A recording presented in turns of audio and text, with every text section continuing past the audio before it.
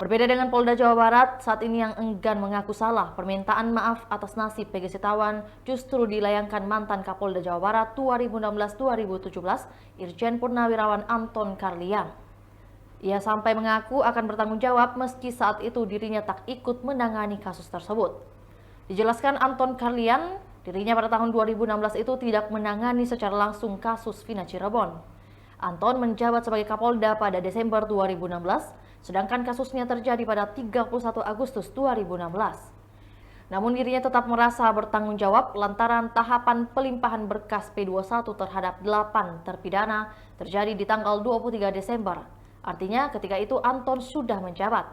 Anton Carlyan juga mengungkapkan saat dirinya menjabat sebagai Kapolda Jabar tahun 2016, kasus pembunuhan Vina Cirebon ini tidak menjadi atensi khusus dari Kapolda sebelumnya. Sehingga saat melakukan sertijab, dirinya tidak menerima atensi khusus atas kasus Vina Cirebon. Tahun 2016, Polda Jabar sempat menggeledah rumah PG Setiawan, namun tak sampai proses penangkapan.